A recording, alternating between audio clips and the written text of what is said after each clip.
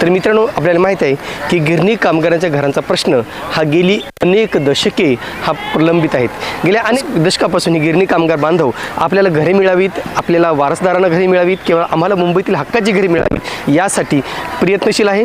यासाठी सातत्यानं संघर्ष करताना दिसत आहे आणि त्यांचा हा संघर्ष अद्यापही संपलेला नाही, तर अजून हा संघर्ष प्रखर होत चाललेला आहे.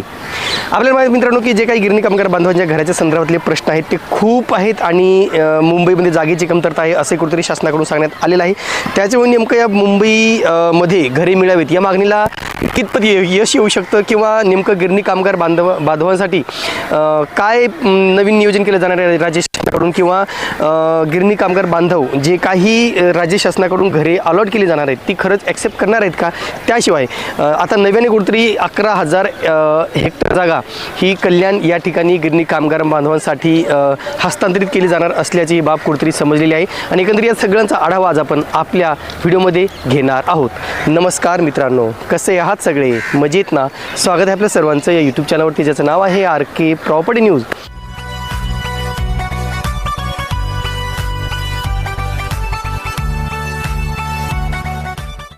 आता मित्रांनो, गिरणी कामगार बांधवांचा मुद्दा हा आपण पाहिले की गेली अनेक वर्षापासून सातत्यानं सुरू आहे. आपल्याला माहिती आहे की मागच्या मंगळवारीच गिरणी कामगार बांधवांनी मुंबईतील आझाद मैदान येथे आंदोलन केलं होतं आणि त्या आंदोलनामध्ये सुद्धा काय नेमकं ठोस पावलं उचलली गेली असं जर विचारलं तर फक्त एक मुंबईमध्येच घरे पाहिजे ही एक गिरणी कामगारांची मागणी होती आणि त्या मागणीला अनुसरून काही शासनाच्या प्रतिनिधी मंडळाने काही बाबी अधोरेखित केलेल्या होत्या. त्याच्यामध्ये की वांगणी आहे, शेलू आहे, येथील घरे आम्ही देऊ असे कुठं सांगितलं होतं, पण गिरणी कामगार बांधवांनी स्पष्टपणे सांगितलेलं आहे की आम्ही वांगणी आणि शेलू येथील घरे घेणार नाही, तर आम्हाला फक्त मुंबईमध्येच घरे हवी आहेत. आता नेमकं या मागणीला धरून राज्य शासनाकडून नेमकं काय निर्णय घेतला जाऊ शकतो. फक्त आता एक आश्वासन दिली जात आहेत मित्रांनो की आम्ही मुंबईत घरे देऊ, परंतु आपल्याला माहिती आहे की मुंबईमध्ये सुद्धा जागेची वानवा आहे असं वारंवार शासनाकडून सांगितलं जात आहे. नेमकं जर काय तोडगा काढला जाऊ शकतो ते पाहणं महत्त्वाचं आहे. पण आता गिरणी कामगारांचा जर तुम्ही विचार केला मित्रांनो तर आत्तापर्यंत जवळजवळ 1,70,000 गिरणी कामगारांनी नोंदणी केलेली आहे. त्याच्यापैकी फक्त 15,000 गिरणी कामगारांनाच घरे अलॉट करण्यात आलेली आहेत. उर्वरित गिरणी कामगार जे 1 ते 1.5 लाख गिरणी कामगार आहेत त्यांना अद्यापही घरे देण्यात आलेली नाही आहेत आणि म्हणून हे अनेक वर्षापासून संघर्ष करत आहेत की आम्हाला आमच्या हक्काची घरे मिळाली पाहिजे. लेटेस्ट न्यूज अशी आलेली मित्रांनो की गिरणी कामगार बांधवांसाठी 10,000 घरे ही नव्याने बांधली जाणार आहेत आणि ती सुद्धा कल्याण या ठिकाणी. कल्याण जवळील देहुटणी आणि उत्तर शिव या ठिकाणी राज्य शासनाकडून आता 11,000 हेक्टर जागा ही म्हाडाला हस्तांतरित केली जाणार आहे. त्याची प्रक्रिया सुरू आहे आणि या अंतर्गत गिरणी कामगार बांधवांसाठी देहुटणी आणि उत्तर शिव या ठिकाणी तब्बल 10,000 घरे ही बांधली जाणार असल्याचंही कुठेतरी राज्य शासनाकडून सांगण्यात आलेलं आहे.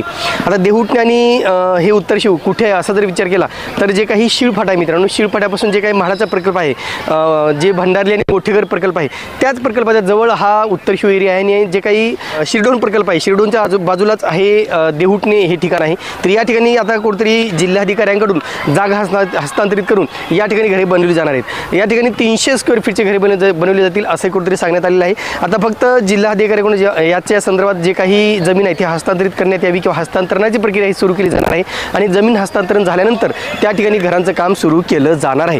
आता महत्त्वाचा प्रश्न मित्रांनो, आता उत्तर शिव आहे किंवा देहुटणी आहे या ठिकाणी घरे बांधली जातीलही, पण नेमकं ही गिरणी कामगारांना विचारलेली आहेत किंवा गिरणी कामगारांना ही पसंती सोडतील का असाही प्रश्न आहे. कारण आपण पाहिलं की भिवंडी जवळील जे काही रांजणोळी नाका आहे, रांजणोळी नाका या ठिकाणी टाटाच्या माध्यमातून अद्यापही अनेक घरे ही बांधलेली आहेत. गेली अनेक वर्षापासून ते घरे बांधून तयार आहेत, पण त्या घरांची कंडिशन पाहता किंवा त्या लोकॅलिटीज कंडिशन पाहता किंवा कार्पेट एरिया पाहता ती घरे गिरणी कामगार बांधवांना अद्यापही हस्तांतरित केली नाही किंवा गिरणी कामगार बांधवाकडून त्याचं एक्सेप्शन केलेलं नाही. कोण आहे त्याशिवाय पनवेल जवळील कोण या ठिकाणी आपण घरांची परिस्थिती पाहिलेली आहे. त्या ठिकाणी गिरणी कामगार बांधवांना घरे अलॉट केली, पण त्यांची सुद्धा खूप मोठ्या प्रमाणात दुर्दशा असल्याचं आपण पाहिलेलं आहे. एकंदरीत डागडुगी करून ही कुठेतरी हस्तांतरित केली जाण्याची प्रक्रिया सुरू आहे. पण मुंबईमध्येच घरे हवीत ही एक मागणी आहे गिरणी कामगार बांधवांची.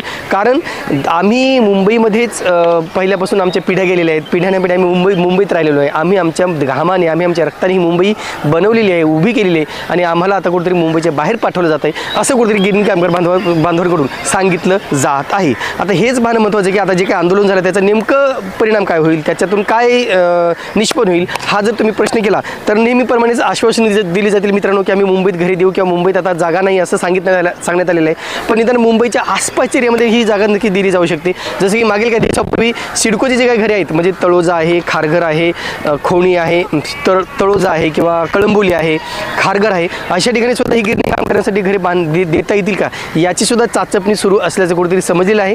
जी सिडकोची घरे आतापर्यंत जी विक्री न झालेली किंवा ज्यांना अजून रिस्पॉन्स मिळालेला ना अशी घरे सुद्धा ही आता गिरणी कामगारांसाठी दिली जातील याची चाचपणी असल्यामुळं नेमकं ह्याच्यावरती काय निर्णय घेतला जाऊ शकतो हे पाहणे तितकंच महत्त्वाचं आहे. पण एवढं मात्र नक्की आहे, हा गिरणी कामगार बांधवाचा जो काही संघर्ष आहे तो 5वीला पुजलेला आहे आणि हा संघर्ष अजून कितीतरी येणाऱ्या पिढ्यांना सोसावा लागतो का काय, हाही खूप मोठा प्रश्न या सगळ्या घडामोडीच्या माध्यमातून दिसून येते.